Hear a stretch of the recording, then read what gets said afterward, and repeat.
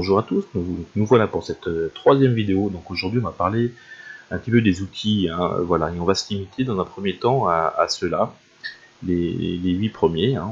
Je ferai quelques vidéos pour expliquer les suivants. Donc je rappelle que je fais ces vidéos, voilà, je suis amateur et débutant dans le digital painting, mais je me suis rendu compte qu'il y avait peu de ressources en français quand même sur le net, sur les choses de base. Donc si au moins mes petites vidéos peuvent vous aider, ben, tant mieux. Hein, n'hésitez pas à vous abonner bien entendu à la chaîne. Voilà, donc je commence tout de suite avec le premier outil qui est le pinceau. Alors, je pense que c'est l'outil qu'on utilise peut-être le plus fréquemment quand on veut se lancer dans le digital painting. Donc le pinceau, c'est un outil qui va vous permettre d'aller choisir ensuite un brush. Alors pour la vidéo, je vais prendre un brush très basique, hein, voilà, et on va voir un petit peu avec l'association des préférences d'outils à chaque fois ce que l'on peut en faire. Alors, pour rappel, je l'ai dit dans une vidéo précédente, le premier élément c'est de pouvoir régler la taille de notre brush ici, soit en effectuant directement un réglage de la barre ici, hein, soit avec les petits curseurs pour affiner un plus-moins, quelque chose de plus fin, ou avec un raccourci clavier qui est majuscule, et on déplace notre stylet de gauche à droite pour augmenter ou diminuer sa taille. Voilà, premier élément déjà. Ensuite, donc, oui, j'étais dans le ton de gris, j'avais fait un mauvais petit réglage. Hein, voilà. Je disais donc les préférences d'outils. Si vous ne l'avez pas dans votre barre d'outils, vous pouvez le retrouver dans le menu suivant. Attendez voir, je vais remettre un peu d'ordre. Hop. Voilà. Si vous ne l'avez plus, vous pourrez le retrouver dans Paramètres, Panneaux, et vous allez le retrouver dans Préférences d'outils ici. Hein. Voilà, s'il n'est pas coché, vous le cochez. Ça vous permet de faire des réglages sur les différents outils. Un premier réglage qu'on peut effectuer avec notre pinceau, ce sont les lissages de la brosse. Voilà, donc on a 4 niveaux de lissage, de aucun, hein, celui qui est par défaut. Voilà, on va voir la différence qu'il peut y avoir. Hein. Voilà, si je fais une courbe classique, et si je vais au niveau maximal de stabilisation pour le lissage de la broche, le stabilisateur, cela permet d'avoir donc un travail qui va permettre de fluidifier d'une certaine façon ma courbe. Voilà, hein, pour avoir un tracé plus précis. C'est pas flagrant ici, mais je vous assure que quand on doit refaire du line art, c'est-à-dire de l'ancrage sur une esquisse d'un de nos dessins, cet outil peut s'avérer très utile, hein, pour avoir un trait plus régulier, moins tremblotant. Hein. La difficulté, c'est la précision qu'on perd un petit peu au stylet par rapport à sa main et une feuille de papier.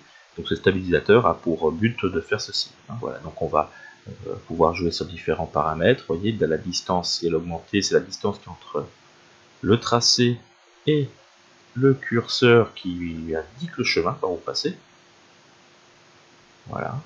Donc ça permet vraiment d'avoir quelque chose d'assez fluide et précis. On peut travailler doucement pour prendre les chemins bien souhaités sans qu'on fasse un syndrome de la main qui tremble. Hein.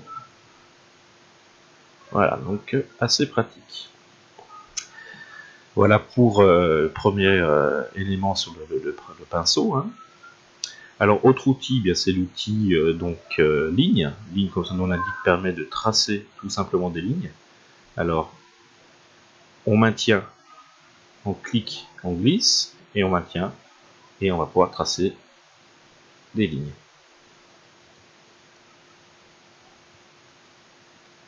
Alors, on va pouvoir bien entendu jouer sur la taille de sa ligne, hein, comme on l'a vu précédemment.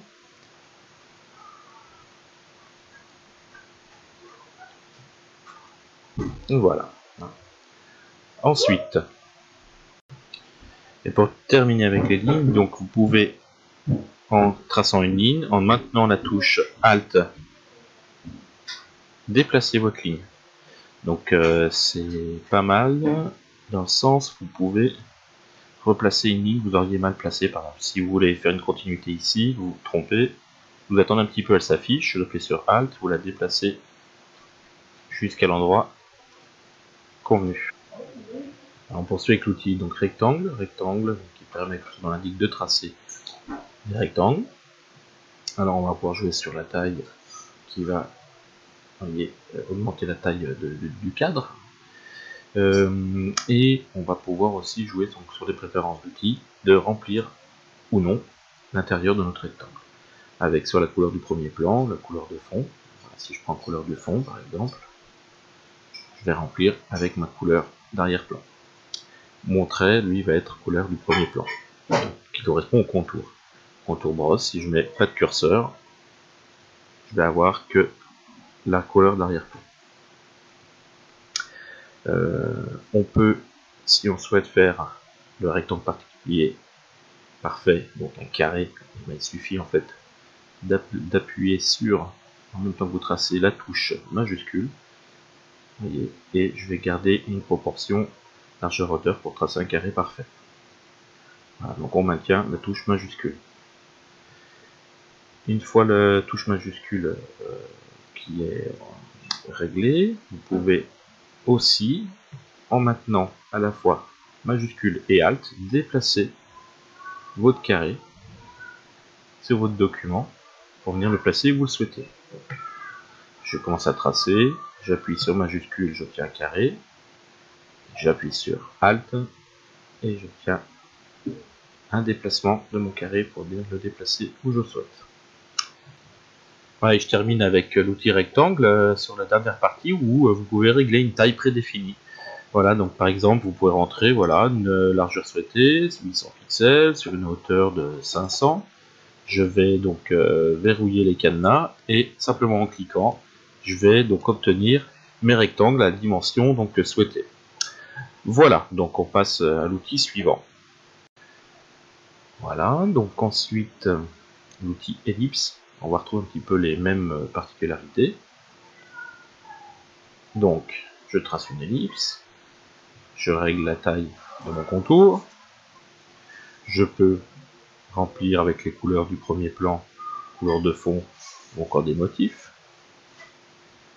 Si je veux obtenir un cercle parfait, je vais tracer une ellipse. Comme pour le carré tout à l'heure, je vais maintenir la touche majuscule enfoncée pour obtenir un cercle. Et si je veux déplacer ensuite mon cercle, je maintiens en plus Shift, donc majuscule, plus touche Alt pour déplacer mon cercle. Voilà. Ensuite, l'outil donc polygone. Donc polygone permet de tracer des éléments géométriques fermés. On va retrouver une fois de plus les mêmes aspects que pour le cercle et le carré, les ellipses et les carrés, les rectangles. Et je peux terminer à tout moment mon polygone en cliquant sur la touche Entrée. Et il va se fermer automatiquement. C'est ce qui va faire la petite différence avec l'outil Polyligne, qui lui va permettre de tracer des lignes. Mais si je appuie sur sur Entrée, vous voyez que, alors je vais grossir la taille de mon contour pour mieux comprendre. Voilà, si je ne termine pas ma figure géométrique et que je fais Entrée, le contour s'arrête ici. Vous voyez, il n'est pas fermé ici. Contrairement au polygone qui, lui, est une figure géométrique et quoi qu'il arrive, va le fermer. Vous voyez, donc là, le contour est bien fermé. Voilà un petit peu la différence entre les deux. Il nous reste ensuite donc la courbe de Bézier. La courbe de Bézier, normalement, c'est utilisé, on verra plus tard aussi, dans les calques plutôt de type vectoriel. Donc vectoriel qui permet ensuite de retoucher ces courbes. Alors, je ne vais pas rentrer dans le détail tout de suite, mais ça permet de faire des courbes. Je vais prendre un point, je vais en prendre un second, et en maintenant appuyé, et en étirant, je vais pouvoir incurver à ma guise ma courbe. Et je vais pouvoir venir fermer ici ensuite ma courbe. Donc c'est assez pratique, comme sur un dessin avec une esquisse. Si j'esquisse quelque chose, alors on va faire quelque chose de plus régulier, voilà. Mettons que j'ai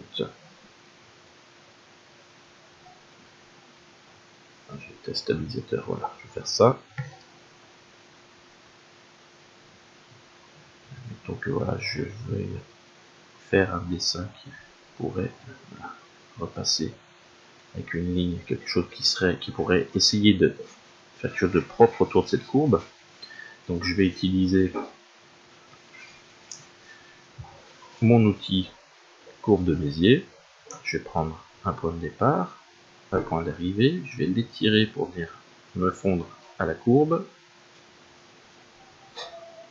Alors je vais peut-être le faire avec une taille plus importante pour mieux se rendre compte, voilà. Je viens étirer.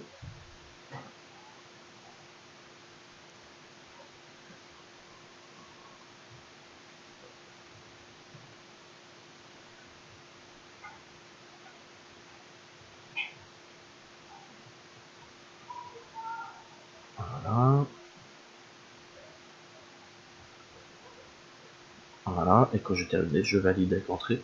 Alors, je l'ai un peu loupé là, mais vous voyez un peu l'idée, c'est ça. Hein, c'est de vraiment essayer d'avoir quelque chose de plus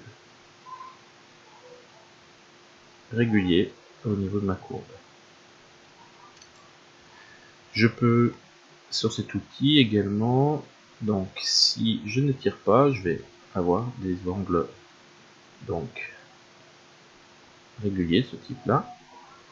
Je peux étirer, et si je maintiens la touche, alors je crois que c'est la touche entrée, voilà, je termine ma polyligne, ma courbe. Voilà un petit peu, donc il faut s'habituer un petit peu, hein.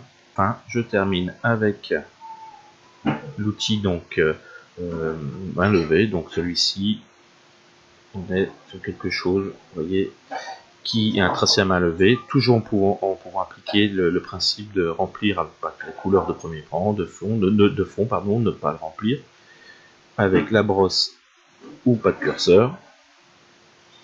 Voilà, vous voyez, donc la brosse me permet de voir mon tracé, et mon remplissage, il va m'enlever le contour, il va me faire que un remplissage ici de la couleur du fond.